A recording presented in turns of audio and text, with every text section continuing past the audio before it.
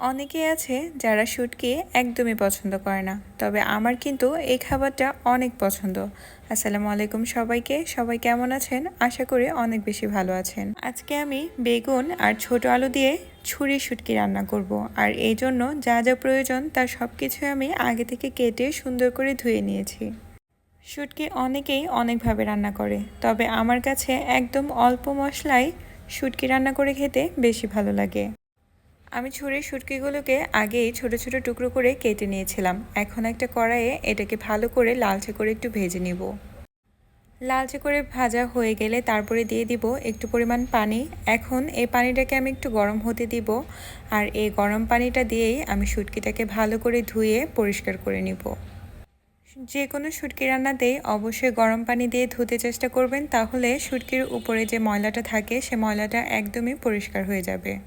এখন রান্নার জন্য কড়াইতে পরিমাণ মতো তেল দিয়ে দিব কিছু পেঁয়াজ কুচি।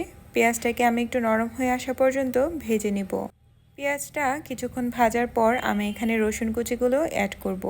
রসুনটাকে বেশিক্ষণ ভাজার দরকার নেই। এখন আমি দিয়ে দিব মরিচ গুঁড়া, হলুদ গুঁড়া, সামান্য পরিমাণে ধনিয়া গুঁড়া আর পরিমাণ মতো লবণ। মশলাটাকে কিছুক্ষণ ভাজার পর আমি এখানে অল্প পরিমাণে পানি দিয়ে দিব। এখন ভালো করে এই মশলাটাকে কষিয়ে নিব। মশলাটা ভালো করে কষানো হয়ে গেলে আমি কেটে রাখা আলুগুলো দিয়ে দিব। আলুগুলো মশলার সাথে কিছুক্ষণ ভেজে নিয়ে আমি এখানে ঢাকনা দিয়ে ঢেকে আলুটাকে সিদ্ধ হতে রেখে দেব। আলু আর মশলা যেন নিচ দিয়ে পুড়ে না যায়, এজন্য আমি এখানে সামান্য পরিমাণে পানি অ্যাড করে দিব। আলু যখন প্রায় 50% সিদ্ধ হয়ে আসবে, তখন এই পর্যায়ে দিয়ে দিতে হবে কেটে রাখা বেগুন আর শুটকি। এখন চুলার আঁচটাকে মিডিয়ামে রেখে আমি শুটকি আর সবজিগুলোকে প্রায় আধা ঘন্টার মতো কষিয়ে নিব। ছুরির শুটকি এভাবে ছোট আলু আর বেগুন দিয়ে রান্না করলে কিন্তু খেতে বেশ ভালো লাগে। আপনারা কে কীভাবে ছুরির শুটকি রান্না করেন তারা অবশ্যই কমেন্ট করে আমাকে জানাতে ভুলবেন না। আমার রান্না কিন্তু প্রায় শেষের দিকে। দেখুন কত সুন্দর করে সব কিছু কষানো হয়ে গেছে আর তেলটাও উপরে ভেসে উঠেছে। এই পর্যায়ে আমি দিয়ে দিব 4-5টা কাঁচামরিচ আর সামান্য পরিমাণে পানি। এই শুটকি রান্নাটাতে একটু পরিমাণ ঝোল ঝোল থাকলে আমার কাছে বেশ ভালো লাগে।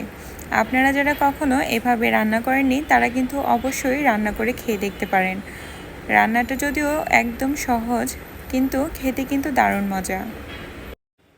রান্নার শেষ পর্যায়ে দিয়ে দিব কিছু ধনিয়া পাতা, দিয়ে ঢাকনা দিয়ে ঢেকে চুলাটা অফ করে কিছুক্ষণের জন্য রেখে দিব। ইস, রান্নাটা দেখুন কতটা লোভনীয় লাগছে। শুধু যে দেখতেই লোভনীয় লাগছে তা কিন্তু নয়, খেতেও কিন্তু ভীষণ মজা হয়েছে।